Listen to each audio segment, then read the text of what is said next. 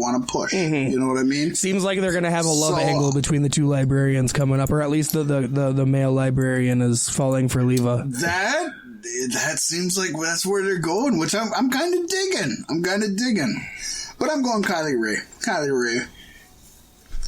Yes, and then next we have a 3-way for the bye in the tournament to declare the inaugural Tag Team Championships match with SCU, Kazarian and Sky versus the Best Friends Chuck Taylor and Trent Beretta versus Private Party Mark Quinn and Isaiah Cassidy.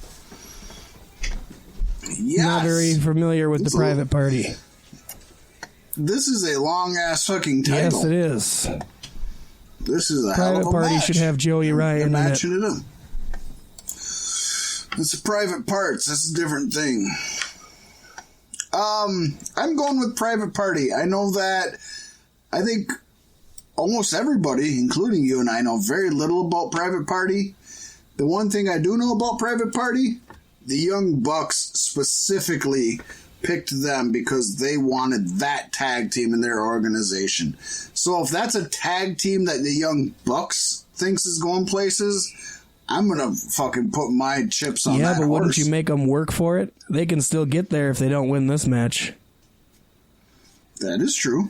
I got to go with the BFFs. I was set for SCU up until just now.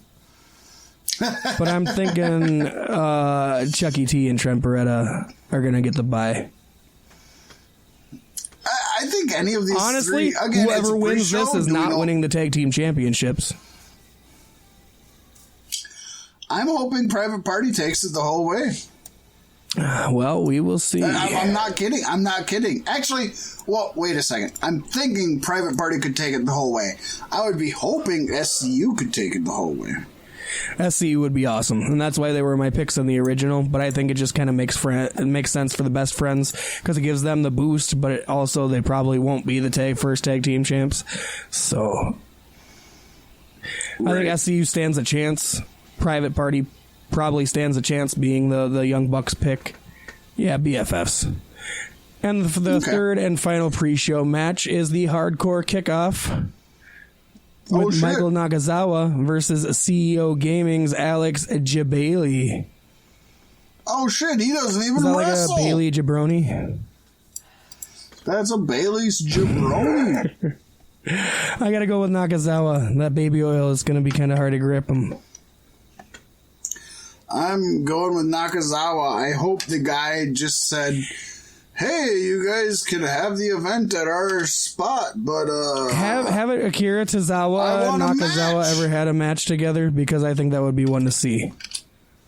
I'm just fucking shit. They're just loud and in your face, and I think they'd have a very fun match together. I think they would have a great match together. I don't know of any that they had. This fucking CEO isn't winning. Get the fuck out of here. I know a hardcore match makes it to where anybody could win, but I hope. Let's put it this way, he could win with some help. Well, let's put it this way, and we've said this before, and we're going to continue to say it at least for the next year. If AEW is trying to prove itself to be a pro wrestling company, they will not have a CEO of a gaming company be it an actual pro wrestler, even at a Hardcore Rules match. So that's where I'm putting my chips. I'm saying let's hope that they're building an actual pro wrestling company. Yeah, I'm hoping so. Next, we have a grudge match, Paystee. It's SCU versus OWE, but it's a one-on-one match. Yeah, Christopher Daniels versus SEMA, which doesn't seem like much of a grudge match in the build-up because Christopher Daniels is talking about how he came up with SEMA, and SEMA was the one who kind of showed him the ropes over in Japan, and he's got a lot of respect for him. It doesn't seem like there's any hard feelings whatsoever. So, I don't know. I don't know that there's hard feelings, but SCU lost to OWE, you know what I mean? Yeah. So they have this is a return bout, you know, they have something to prove, both of them. They can have respect for each other and still have something to prove. He's not going to prove it. He's losing to SEMA. Yeah, I think I mean, honestly, SCU is your team. It's your enhancement team. Really, that's the way I look at them. They're good and they can do good things, but they're there to Paystee. They're there to build up and put over others. You just said they're there. Two theirs, different theirs, there. spelt differently. Yeah, I'm going Shima also, but I never like to go against Christopher Daniels, but yeah, for sure. I don't like to go against Christopher Daniels, but for sure.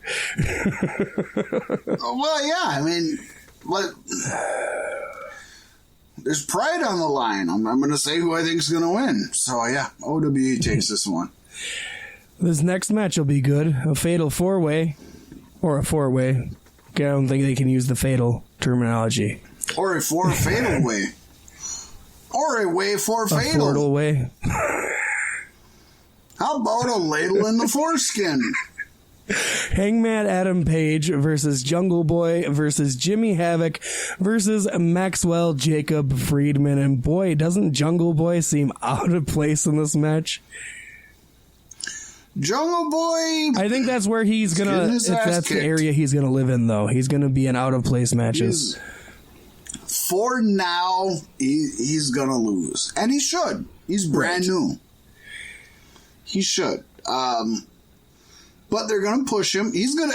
I could see Jungle Boy being the 1, 2, 3 kid of AEW. Yeah. You know what I mean? Where it's like he loses, and then he sparks that one, just that one little storyline that sets him I think afire. where he's golden is in the tag division with Luchasaurus. That's where I think he's going to have his most shine, at least for the first long time. So who you got on this one? Oh, I gotta take MJF. You know what? And really, I was on the fringe because I'm moving more and more towards. And you've said it, so I'm not gonna lie. I'm not gonna say like you haven't had any influence. I'm moving more and more towards Adam Page being the first AEW champion. But I think in a 4-way, you can have MJF win without Page losing. And I could even see Jungle Boy taking the loss. I'm going MJF. Yeah. See, I'm torn between Page, Havoc, and Friedman. But oh my MJF, gosh, I think, is my favorite character in AEW. And so I'm riding with him, too.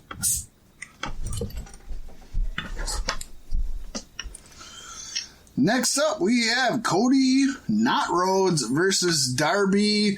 We named our first pay-per-view after him, All In. Well, he wasn't even in All In, was he? Yes, he was. No, but they named him after him. He wasn't in it. He was it. That's him. He is All In. I honestly don't know anything about Darby Allin. Who the fuck is Darby He wears face Allin? paint. I know that much. I think Darby's going to beat Cody just to get him over in his first match and to get him over in the eyes of the crowd, because I think a lot of people are like me and don't know who he is or where he came from. So I'm going to let you know a secret, Paystee.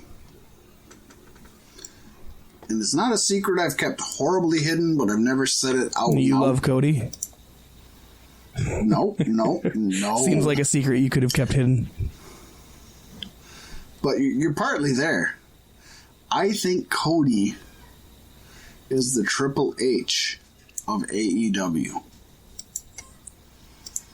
Cody will always book himself to look the best. He might book himself to lose from time to time because he has to. But I think Cody